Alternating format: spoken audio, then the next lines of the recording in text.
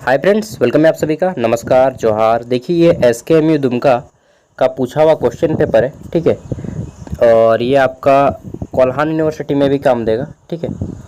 साथ ही साथ आपका उन सभी में काम देगा जहाँ पे आपको प्राचीन काल का इतिहास से लेकर के मौर्य काल का इतिहास तक पढ़ना है, ठीक है। यानी कि from early Indian history to Maurya history तक का इतिहास दिया गया है, ठीक है। तो चलिए देखते हैं history honours BA semester 1 major paper में किस टाइप के क्वेश्चन पूछे गए हैं इसमें, ठीक है। देखिए, तो यहाँ पे ये 23-27 सेशन का पूछा हुआ क्वेश्चन पेपर है। और थोड़ा सा हवा आ रहा होगा पंखा का, इसको मैं बंद ही कर देता हूँ यार। चलिए, अब नहीं आएगा हवा। हाँ, अब हम लोग क्लियरली अच्छे से बात कर सकते हैं। तो 23-27 सेशन में पूछा हुआ क्वेश्चन पेपर है। टाइमिंग जो है 3 घंटा मिलता था, आपको भी 3 घंटा दिया जाएगा। और फुल मार्क्स 75 था। पास करने के लिए आपको जो है 30 अंक लाना होता है, ठीक है। और क्वेश्चन बहुत ही इंटरेस्टिंग है, मज़ेदार है।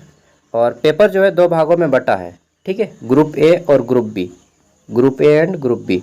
ग्रुप ए जो आपका है वो 15 मार्क्स का है and group B carry 60 marks, ठीक है। ग्रुप ए में आपका 1 मार्क्स वाले 5 क्वेश्चन और 5 मार्क्स वाले 2 क्वेश्चन है, ठीक है। कुल मिला के 15 मार्क्स हो जाएगा। ग्रुप बी यहाँ पे आपको 15 मार्क्स वाले 4 क्वेश्चन का आंसर करना होता है, ठीक है। तो इस तरह से आपका जो है टोटल 75 मार्क्स हो जाता है। अब चलिए देखते हैं क्वेश्चन, और सॉल्व करने का हम लोग कोशिश भी करेंगे इस वीडियो में। तो ग्रुप ए, खंड A, very short answer type questions, ठीक है। अति लघु उत्तरीय प्रश्न कंपलसरी है, अनिवार्य है। तो यहाँ पे हमारा आ जाता है सबसे पहले 1 मार्क्स वाले 5 क्वेश्चन, ठीक है। आंसर ऑल क्वेश्चंस, सभी प्रश्नों के उत्तर दें। आप इसका हिंदी इंग्लिश दोनों में आंसर कर सकते हैं, जिसमें आप जरूरी समझें या जिसमें आप सकते हो, ठीक है। पहला क्वेश्चन है, मेगास्थनीज किस देश का राजदूत था। तो देखिए, मेगास्थनीज जो है चंद्रगुप्त मौर्य के दरबार में आया था। जब चंद्रगुप्त राजा था उस टाइम पे आया था। सेल्यूकस निकेटर का राजदूत था जो कि यूनान से आया था, ठीक है। यूनानी राजदूत मेगास्थनीज सेल्यूकस निकेटर का राजदूत था जो कि चंद्रगुप्त मौर्य के दरबार में आया और आके यहाँ पे एक बुक लिखा। बुक का नाम क्या मालूम है? उस बुक का नाम है इंडिका, ठीक है। क्वेश्चन भी आता है कि इंडिका पुस्तक किसने लिखी? मेगास्थनीज ने, ठीक है। तो इसका राइट आंसर क्या हो जाएगा? मेगास्थनीज किस देश का राजदूत था? यूनान का राजदूत था, यूनानी राजदूत मेगास्थनीज, ठीक है। बहुत सारे मैंने आंसर कर दिए, आप लोग नोट करते चलिएगा अगर आपको लिखने का मन करता है तो। और पढ़ने लिखने का मन नहीं करता है तो फिर कान लगा के सुनो बस, ठीक है। चलो, ऐसे भी बाबा जी का यहाँ पे गान चल रहा है और आप लोग ध्यान लगा के सुन रहे हैं। कॉपी कलम उठाओ, कम से कम लिखो यार। चलो, नहीं लिखने का मन कर रहा तो हम हाथ पकड़ के लिखा तो नहीं सकते हैं। अगला क्वेश्चन है, दयाराम साहनी ने किस सिंधु स्थल की खोज की, ठीक है। तो दयाराम साहनी जो है इन्होंने किस सिंधु स्थल की खोज की? हड़प्पा सभ्यता का नाम सुने हैं रे बाबू? उसी हड़प्पा सभ्यता में हड़प्पा नामक जो जगह था, हड़प्पा कटप्पा, ठीक है। तो हड़प्पा की खोज की थी दयाराम साहनी ने। कब की थी? 1921 ईस्वी में। सिंधु घाटी की सभ्यता को हड़प्पा सभ्यता इसलिए भी कहा जाता है क्योंकि उसके प्रथम स्थल जो खोजा गया था उसका नाम था हड़प्पा, इसलिए सिंधु घाटी की सभ्यता को हड़प्पा की सभ्यता भी कहा जाता है, ठीक है। खोज किसने की? दयाराम साहनी ने। कैसे की? वहाँ पे रेल लाइन पटरी बिछाया जा रहा था, तो पटरी बिछाने के लिए गड्ढा खोदा जा रहा था। तभी पता चले, अरे बेटा यहाँ पे देखो ईंटा निकलता है। फिर खोदा गया, अरे यार यहाँ पे तो पूरा शहर निकल गया है वो। फिर पता चला कि यह मतलब इतिहासकार आए, आर्कोलॉजिस्ट आए, ठीक है, पुरातत्वविद। ज़्यादा इतिहास पढ़िएगा ना तो पुरातत्वविद बन जाइएगा। तो फिर उन लोगों ने पता किया कि नहीं, आज से 2100 साल पहले यहाँ पे गांव रहता था, जिसको शहर रहता था, जिसको हड़प्पा सभ्यता का नाम दिया गया, ठीक है। और 2100 से 1750 ईस्वी पूर्व हड़प्पा सभ्यता का उम्र बताया जाता है, ओके। चलिए, तो किस स्थल की खोज की? हड़प्पा स्थल की खोज की। अगला है, कौन से वेद की रचना गद्य और पद्य दोनों में की गई है? तो देखिए, वेद कई गो मालूम है ना? 4 गो। कौन कौन? 4 गो वेद है। कौन कौन है जी? ऋग्वेद, सामवेद, यजुर्वेद और अथर्ववेद, ठीक है। 4 गो वेद है और चारों वेदों में से सबसे पुराना वेद है ऋग्वेद। ऋग्वेद सबसे पुराना है, ऋग्वेद, ठीक है। ऋग्वेद, फिर सामवेद, सामवेद से संगीत की उत्पत्ति मानी जाती है, सामवेद से संगीत की उत्पत्ति। ऋग्वेद से गायत्री मंत्र की उत्पत्ति, ठीक है। और यजुर्वेद जो है आपका गद्य और पद दोनों में लिखा गया है। तो कौन सा वेद गद्य और पद दोनों में किया गया है रचना? यजुर्वेद, ठीक है। ऋग्वेद, सामवेद, यजुर्वेद और अथर्ववेद। देखिए यजुर्वेद जो है यह जड़ी बूटी के बारे में बताता है, ठीक है। और अथर्ववेद जो है यह तांत्रिक विद्या, टोटका बताता है। गांव घर में क्या बोलते हैं आप लोग? ईठो बोलते हैं ना? हाँ चलिए, खास करके झारखंड में तो बहुत फेमस है भाई। चल तो नेक्स्ट देख लेते हैं। अगला हो गया हमारा डी नंबर कि गौतम बुद्ध ने प्रथम उपदेश कहाँ दिया था? गौतम बुद्ध ने प्रथम उपदेश दिया था सारनाथ में। कहाँ पे? सारनाथ। सारनाथ कहाँ है? तो सारनाथ वाराणसी का नाम सुने? वाराणसी यूपी, उत्तर प्रदेश। तो सारनाथ जो है उत्तर प्रदेश के वाराणसी शहर का एक छोटा सा स्थान था। वहीं पे गौतम बुद्ध ने अपना प्रथम उपदेश दिया था, मोटिवेशन दिया था, ठीक है, स्पीच दिया था। और उन्होंने बोला, बालक बेटा समझो, दुनिया में केवल दुख है। दुख से मुक्ति चाहते हो तो इच्छा को समाप्त कर दो, पढ़ने लिखने की कोई ज़रूरत नहीं है, ठीक है। दुनिया में जीना है कुछ नहीं, बस खाओ पियो आराम से रहो। तो कुल मिला के बात इतना है कि गौतम बुद्ध बोलते हैं कि समस्त इच्छाओं का त्याग कर दो तो तुम्हें दुख से मुक्ति मिल जाएगी, ठीक है। लेकिन कृष्ण बोलते हैं कि इच्छाओं का त्याग नहीं किया जा सकता है, इसलिए आपको उन इच्छाओं को तो करना ही पड़ेगा, बट किससे कीजिए? एक निष्काम योगी की तरह। चलिए भाई, गीता यहाँ पे मैं ज्ञान देने नहीं आ रहा हूँ, ठीक है। निष्काम कर्म कीजिए, मतलब कोई भी काम कीजिए, लेकिन उसके पीछे ये मत सोचिए कि मेरा रिजल्ट होगा ही होगा, मैं पाऊँगा ही पाऊँगा, ठीक है। फल की चिंता किए बिना कर्म किए जा, यही है गीता का मूल उपदेश। मैं 2 लाइन में बता रहा हूँ, मैंने पढ़ा यार, आप लोग भी पढ़ लीजिए। गीता पढ़िए, बाइबल पढ़िए, कुरान शरीफ पढ़िए, ठीक है, गुरु ग्रंथ साहिब पढ़िए, मस्त मस्त बुक है। आप बोलिएगा हमको अपना सिलेबस पढ़ने का फुर्सत नहीं मिलता है, आप क्या क्या का नाम ले रहे हैं। चलो चलो आगे बढ़ते हैं। गौतम बुद्ध ने प्रथम उपदेश कहाँ दिया था? तो सारनाथ में दिया था। सारनाथ उत्तर प्रदेश का एक शहर है, वाराणसी में, ठीक है। अच्छा, गौतम बुद्ध ने 4 गो उपदेश दिया, 4 गो सॉरी, बौद्ध धर्म में 4 गो बौद्ध संगति हुआ। नोट कर लीजिए, 4 गो बौद्ध संगति हुआ। प्रथम हुआ था राजगिरी में, ठीक है, राजगीर अभी है ना, राजगिरी, ठीक है। दूसरी बौद्ध संगति हुई थी वैशाली में, वैशाली, किसी का नाम भी हो सकता है वैशाली, और अगर वै हटा देंगे तो क्या बन जाएगा? चलिए, एक गाली हो जाता है ना जो लड़का लोग यूज करता है। तो प्रथम बौद्ध संगति क्या हो गया? राजगिरी। दूसरा वैशाली। तीसरा कहाँ है? तीसरा है सारनाथ स्थित, नहीं, तीसरा है पाटलिपुत्र। पाटलिपुत्र का वर्तमान नाम क्या है मालूम है? पटना। पाटलिपुत्र, पाटलिपुत्र का वर्तमान नाम पटना है, ठीक है। तो राजगिरी, वैशाली, पाटलिपुत्र। और चौथी बौद्ध संगति हुई थी कश्मीर में, ठीक है। चलिए, तो ये 4 को बौद्ध संगति याद कर लीजिएगा। नेक्स्ट है हमारा अगला, सम्राट अशोक के समय बौद्ध संगति कहाँ हुई थी? तो पाटलिपुत्र में, पटना में, पटना, ठीक है। हाँ भाई पटना, चलो। और उस टाइम पटना को मगध साम्राज्य कहा जाता था, और सबसे बड़ा साम्राज्य था मगध। झारखंड, बिहार, बंगाल का कुछ एरिया और उत्तर प्रदेश का कुछ एरिया इसमें शामिल था, ठीक है। नेक्स्ट है हमारा शॉर्ट आंसर टाइप क्वेश्चंस, लघु उत्तरीय प्रश्न, जिसमें हमारा है A number, throw light on the importance of inscription, ठीक है, यानी कि अभिलेखों के महत्व पर प्रकाश डालिए। अभिलेख क्या होता है, ठीक है। 5 मार्क्स वाले प्रश्नों का आंसर आपको 100 से 150 शब्दों के बीच में करना है, ठीक है। और अभिलेख किसे करते हैं? कोई भी चीज़ जो खुदाई में मिलता है, कोई भी चीज़ जो खुदाई में मिलता है, मान लीजिए आपको मिल गया एगो मटका मिल गया, ठीक है, तो वो क्या है? अभिलेख है।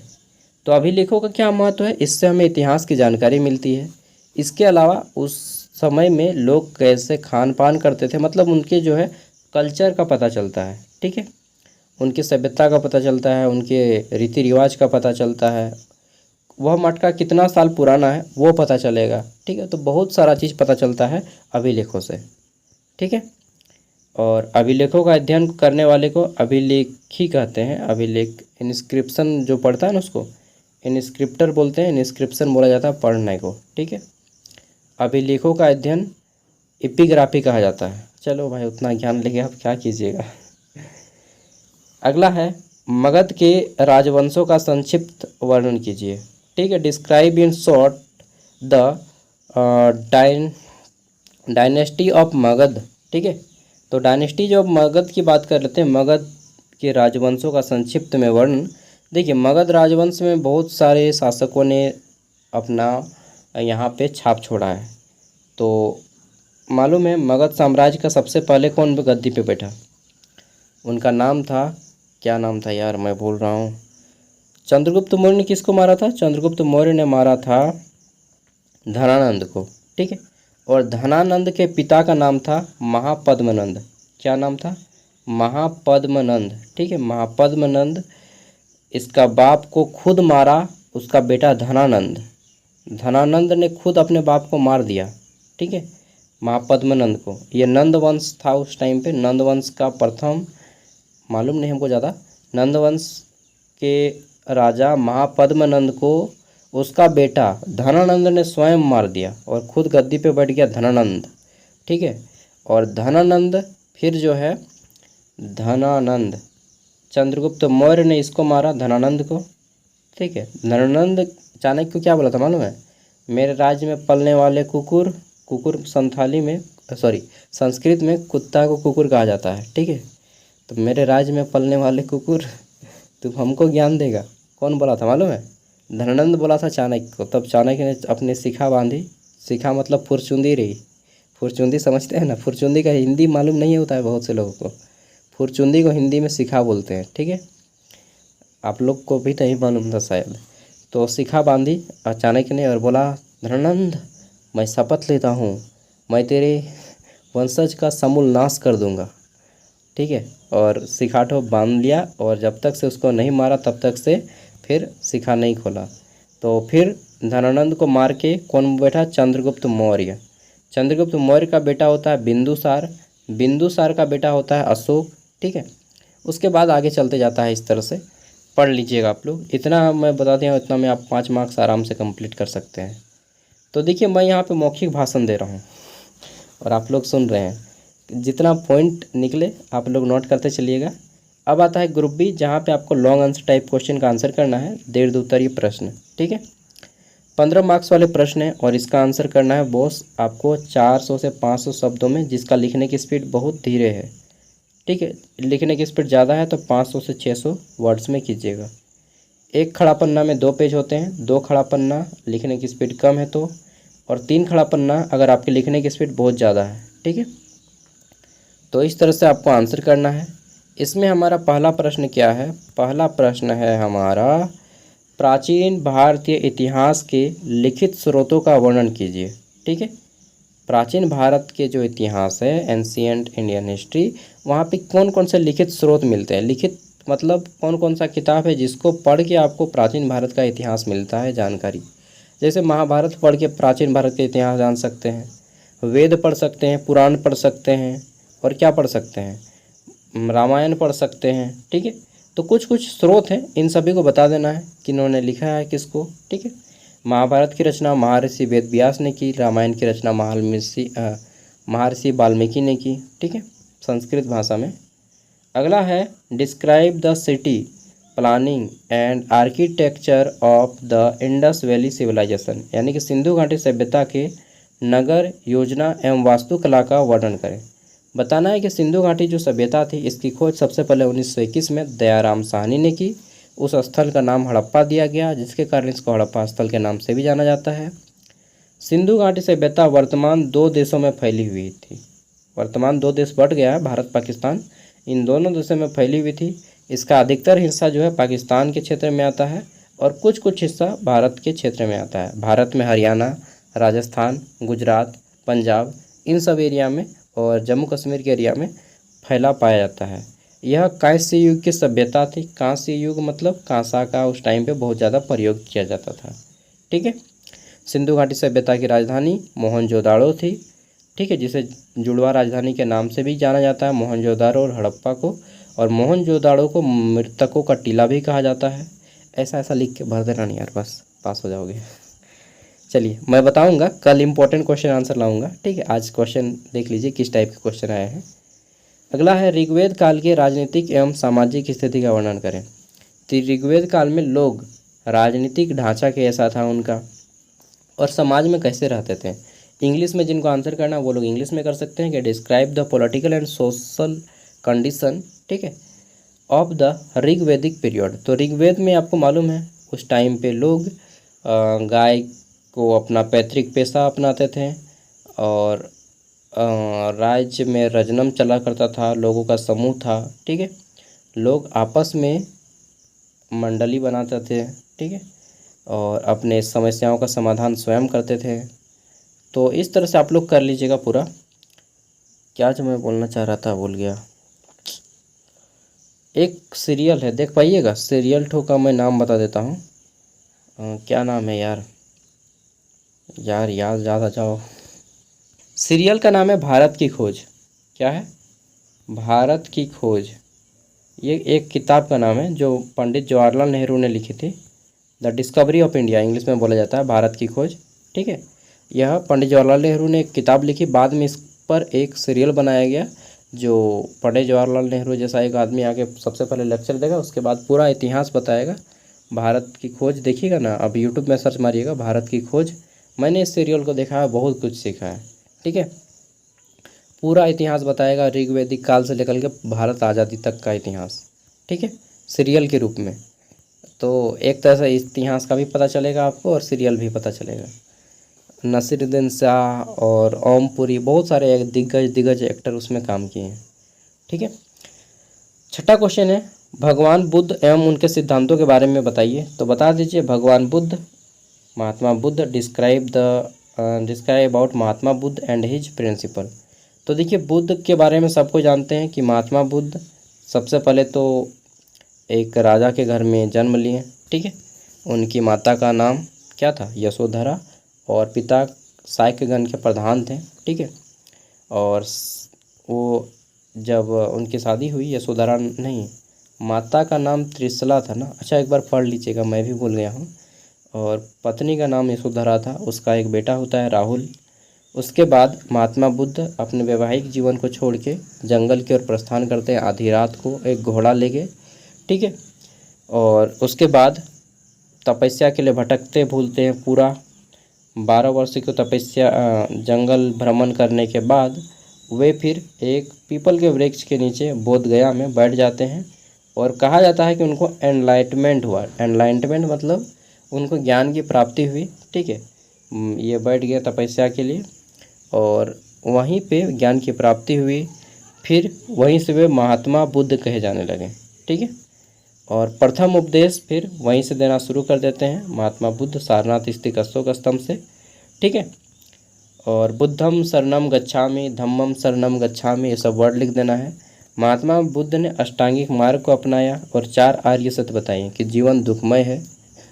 ठीक है, और अस्ते अपरिग्रह ब्रह्मचर्य, सॉरी वो तो जैन धर्म का है। मतलब जैन धर्म और बौद्ध धर्म में ना बहुत ज़्यादा सिमिलरिटीज़ है, इसको भी आपको लिख देना है। ठीक है, कि सेम उसी टाइम पे एक दूसरा धर्म जना जिसको जैन धर्म के नाम से जाना जाता है। ठीक है, तो भगवान बुद्ध एवं उनके सिद्धांतों के बारे में बता देना है। ठीक है, और भगवान बुद्ध ने बोला है कि योग करो, प्राणायाम करो, इच्छाएं कम रखो, जितनी हो सके कम से कम इच्छाएं रखो ताकि जीवन में खुश रह सको। ठीक है, चलिए नेक्स्ट है चंद्रगुप्त मौर्य की उपलब्धियों का वर्णन कीजिए। चंद्रगुप्त मौर्य ने क्या क्या हासिल किया? इंग्लिश में है कि describe the achievement of Chandragupta Maurya. तो चंद्रगुप्त मौर्य की सबसे बड़ी उपलब्धि थी धनानंद पर विजय, धनानंद को मार के उसको गद्दे से उतार दिया। ठीक है, उसके बाद सेल्यूकस निकेटर जो उस टाइम पे यूनानी था और उसको भी मार के भगा दिया और उसकी बेटी से शादी कर लिया जिसका नाम था हेलेना। ठीक है, चलिए अगला है अशोक के धम्म के नीति की विवेचना कीजिए। ठीक है, अशोक का धम्म क्या है? धम्म मतलब धर्म। अशोक का एक धर्म था जिसमें सभी धर्मों को समान अधिकार दिया गया था। ठीक है, और इसमें जो है विशेष रूप से बौद्ध धर्म को ज़्यादा महत्व दिया गया था। हालांकि सभी धर्म को अपनाया गया, लेकिन बौद्ध धर्म की इसमें प्रधानता थी। ठीक है, क्योंकि अशोक, सम्राट अशोक जो है इसी के टाइम पे तृतीय बौद्ध संगति पाटलिपुत्र में आयोजित की गई थी। सब कुछ लिख देना है। ठीक है, तो इस तरह से आप लोग इसका आंसर कर लीजिएगा। बाकी मैं कल इंपॉर्टेंट क्वेश्चन आंसर करा दूंगा। ठीक है, 20 मिनट लग गया लगभग। Thank you for watching this video. इसका PDF हम आपको वीडियो का डिस्क्रिप्शन में दे रहे हैं। जिनको चाहिए वो लोग PDF से डाउनलोड कर सकते हैं। Okay, bye.